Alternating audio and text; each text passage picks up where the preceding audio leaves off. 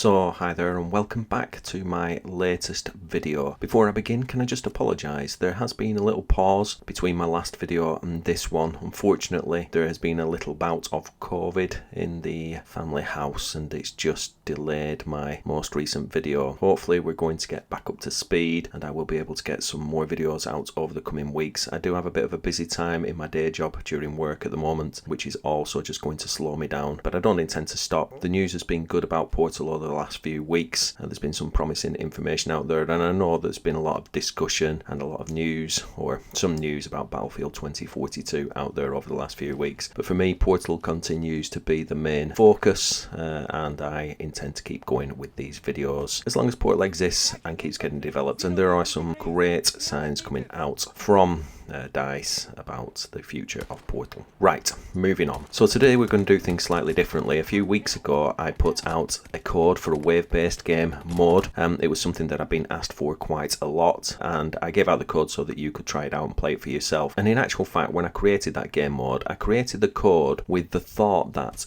I would share the code itself and allow you to understand how you can alter it to make your own wave-based game mode. So I wrote it in a way that made it simple for anybody to pick it up and alter some of the settings so that they could create their own version of that game mode. And so today what I'm going to do is I'm going to run very quickly through how you can alter the code for that game mode and make it your own, and then I'm going to share the actual experience with you via a link, and you'll be able to go to the game mode, go to the code and alter it to your heart's content. Now obviously this is a little bit different to the way that I normally do things. I normally run through the code itself and explain how that was written and go through the code and explain all the different commands. Unfortunately, this game mode is really quite large, and you'll see when you actually get to the experience, you'll see that there's a lot of code in there. We've done a lot of things. If you are developing as a Portal creator and you have some understanding, feel free to look through the code. You're more than welcome to take any of the little bits that I've done and use them for yourself if you understand them. But obviously in this video the goal is not to explain the code itself,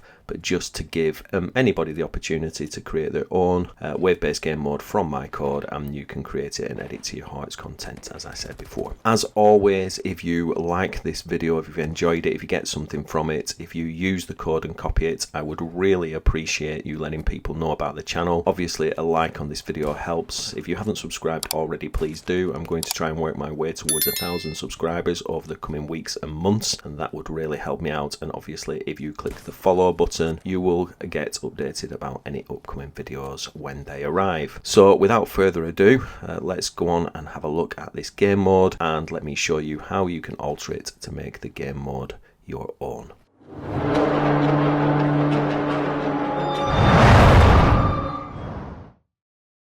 So I'm just going to have a little run through how the game mode itself works. You can see some of the gameplay going on in the background at the moment, and you'll notice the way that it works is it's got a little menu that displays when everybody spawns in. Everybody that spawns in gets control of that menu. You can have between 1 and 4 players on one side, and you can see that this menu system allows you to select different levels of difficulty, and you can see that it displays what the level of difficulty is that has been selected and the details of that game mode. And it's those details that you're going to be able to alter when I show you how to go through the code yourself. Once you are ready, once you've selected the game mode, so once you've run through this little basic menu, you can start the game and the game will start, and obviously then the waves will start incoming. In this particular mode I have set up 4 different difficulty levels, so it's got easy, medium, hard and impossible. If you understand what's going on, you'll be able to extend that a little bit, add your own difficulty levels, change the names of the difficulty levels, change the menus, change the text in the messages, and some of those things are what I'm going to run through now. So here we are in the editor in the Battlefield Builder, and you can see that the game mode that we've selected is Team Deathmatch. This game mode itself, the way that it's been set up, will work with any map, so it doesn't really matter. You can see that I put on all of the maps in rotation, any size.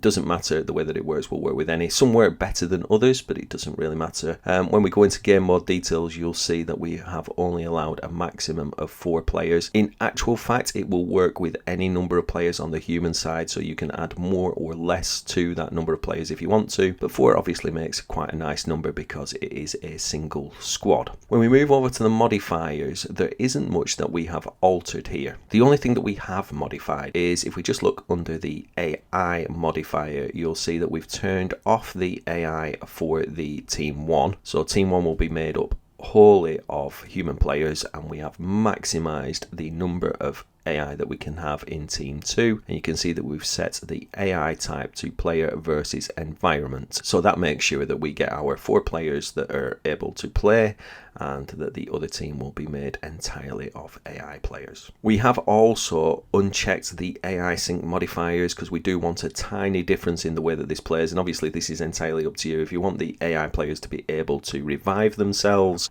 you can alter this, but under the AI man down type, you can see that for the Team 1, that's the human players, we've set them to downed, and for Team 2, we've set them to instant death. So as soon as they're killed, they'll disappear off the screen. We also made one other edit down here, and you'll see that for the AI damage multiplier, I have reduced that down to 0.5. Now, anybody that's worked with the AI, and I will tell you that it's horrendous working with the AI in this particular game. They don't always respond to the commands that you give them, but we've set it to 0.5 there, and you'll know that they are exceptionally accurate with their bullets, their shots. Now, when you're only working with 1 or 2 AI soldiers at a time, it doesn't really matter, but if you give them the full choice of weapons, put those in their hands, and then give them full damage multipliers and spawn 60 of them on the screen at once, you'll find that it very, very quickly gets quite difficult, especially if, as I have done, you increase their health above the maximum limit. You give them more health than they are supposed to have. That kind of covers everything in the modifiers. I'll just go over the restrictions as well. You can see that I've set it so that we've got the battlefield 2042 soldiers on each side. You can select from any character that you want, and we have free run on any weapons at all, with one minor exception in that on the AI team we've disabled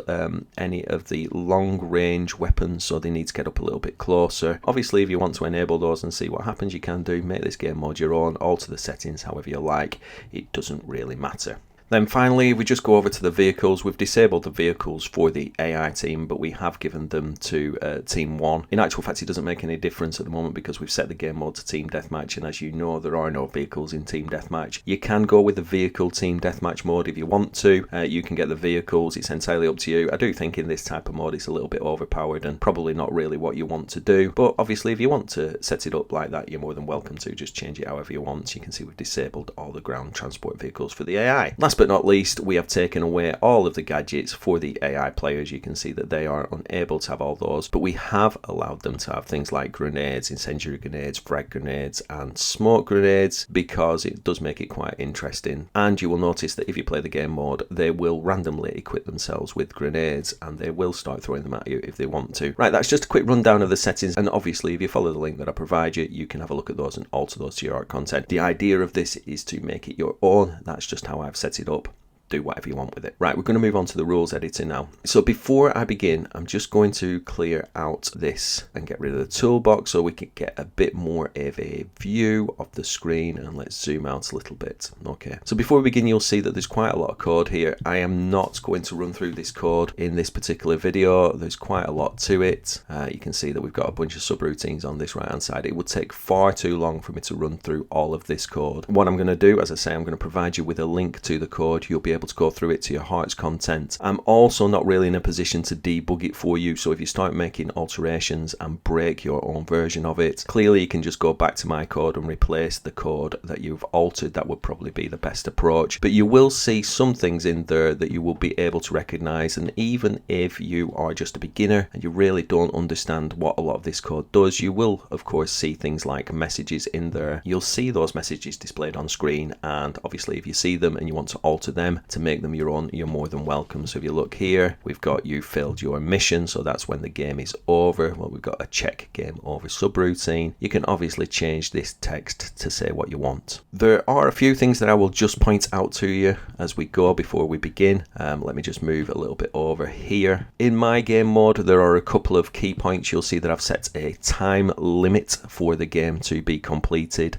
You can alter that time mode. I'll just show you where to alter that. If you want to alter the amount of time that you have available in the game mode, you can just look under this initialize game and you can see here we've got set game mode time limit to 3600. You can alter that if you wish. I did want to put that in a variable, but I ran out of variables, so I can't do that, but you can alter that if you want. There is a couple of alterations that you need to make if you do that, because we have used that value elsewhere. So if you scroll all the way down to the bottom of the code, we have also used that value just here. Can you see where it says time taken 3600? If you want to alter the game mode time limit and you alter the value that we showed you above from 3600, you need to make sure you subtract the same value from here, otherwise it's going to show a different amount of time taken. You're going to get a very buggy experience. It's going to look a bit weird. We've also used it somewhere else. I'm just going to move to there now. So I've just moved over to the subroutines on the right, and you can see just at the top it says you completed all missions, time taken to complete, and then we subtract 3600.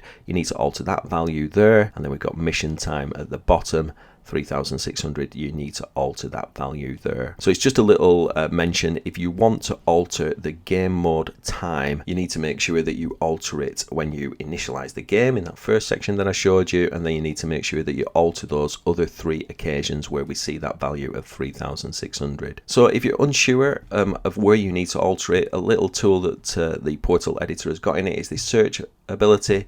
If we type in the value 3600 into that box, this is quite cool. You can see that it will show you the value 3600 there. That's where we set the time mode limit, and then if I just press enter a couple of times, it's going to skip through all of the places where it can see that value. So I'm going to press enter and it skips down to the bottom. You can just see it down here. Press enter again.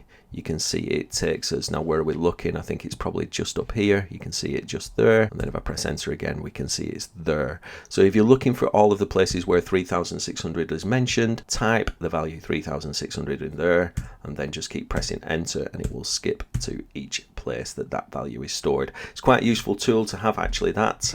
You can use that for anything you want to search for. Right, okay, so we've done the quick overview, we've run through the Battlefield Builder, we have made a note of how to alter the game mode time limit, and we have also just had a little look at game mode messages, and you can see we've got the menu message here, for example, and you can alter that. So how are you going to make this game mode your own? Well, in actual fact, the way that you do that is I have set a single subroutine on this left hand side called set difficulty, and you'll see when you're playing the actual game mode that when you select the different levels of difficulty, you change certain settings within the game. All of those settings within the game have been assigned to different variables, different global variables within the game mode, and it is those variables that this subroutine alters. So if you start the game mode and you have a look and you set the game mode to easy, I think I'll just show that on the screen at the minute. So if you look at the game that's just running now, you'll see me cycling through the menu a few times, and you'll see that depending on the level of difficulty that we select, we've got certain settings. So if you have a look at the set difficulty subroutine, you'll see a large if statement, and that if statement alters the values of those variables depending on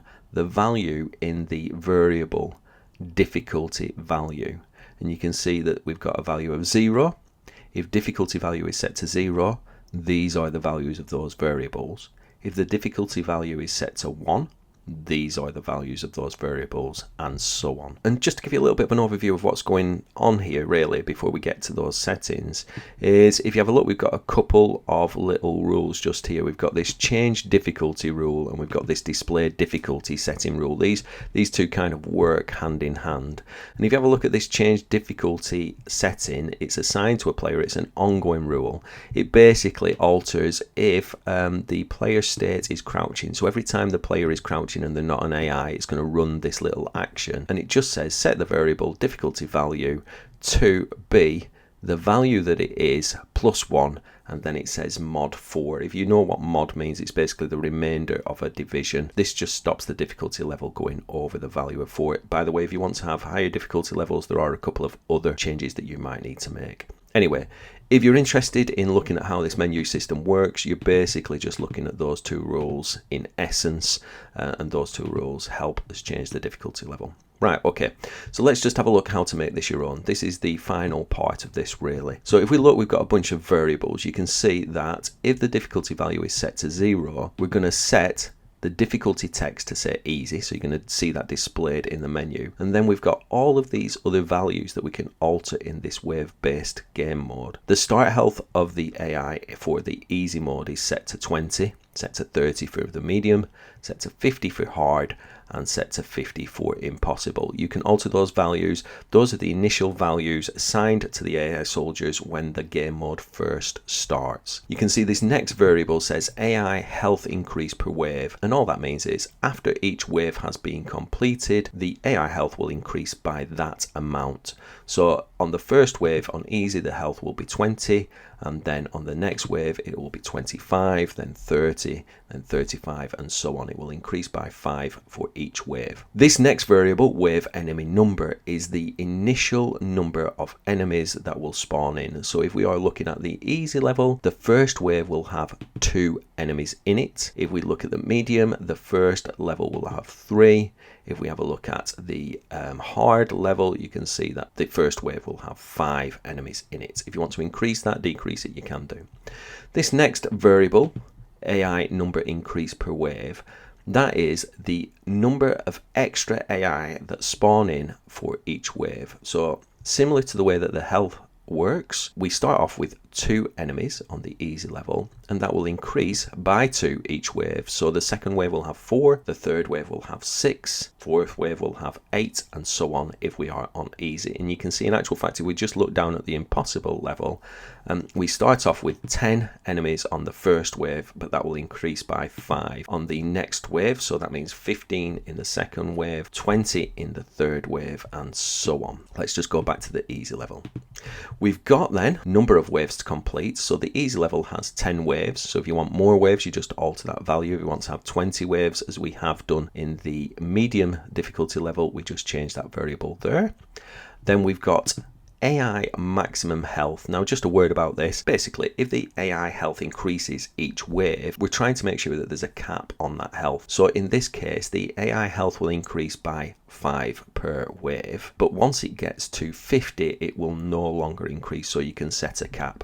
And if we have a look at the impossible level, you can see here, where does the AI health start? It starts off at 50 and increases by 10, but we've set a cap of 150, so the AI health will never be higher than 150. You want to make this level really, really difficult, increase that cap, increase the start health, increase the health as it increases per wave. But that's entirely up to you. You can alter it however you like. And then last but not least, the final setting that we've got is the maximum health for the player. In the easy mode, we've set that to 300, and you can see we've reduced it depending on the mode. For medium difficulty, we've got a cap of 150, and then on the impossible level, we've got a cap of 100 just down at the bottom. Make sure you leave this here at the bottom. That's just in case there's a mistake when setting the level, but we shouldn't have any difficulty. Right, that's a basic overview of this wave-based game mode. So there's an awful lot of code here. As I say, I'm not going to use this as a guide to that code. You're more than welcome to have a look at it, use it however you want. If you want to ask questions in the comments, you can do, but obviously I can't go through every single little piece of code that we've included in this particular game mode because it is quite complicated. If you don't want to delve into the code in any great depth, play around with these settings, see how they work, play around with the messages. Don't alter too much, and you can see how different things work. Maybe use it as a platform to copy it and make your own game mode. As I say, you're more than welcome to take any piece of code from this that you want to and try to make it your own. But yeah, there you go. Your own wave-based game mode, customized to however you want. Very easy to make the alterations that you like, and hopefully if you are a little bit more advanced, you can have a look at this and see how some of the things have been done, and maybe even use those in your own game modes as well. So if you take a look at the top right hand corner of the screen right now, you'll see that there is a link to the experience itself. If you click on that link, that will take you to the experience, and you'll be able to get the code and all the settings from there and duplicate it for yourself. It's much easier to do this if you use the Battlefield 2042 Chrome portal extension. I'm going to do a little video on that just to show everybody how it works at some point shortly. But in the meantime, if you want to make your life easier and copy this code or any code indeed and get some of the extra tools that you might have seen in one of my videos, I do recommend downloading that extension for Chrome. Just search for it. But yeah, go to the experience code, copy it, use it. This one I will be keeping live for some time. Me and my friends use it quite a lot, so I don't expect this one to disappear anytime shortly.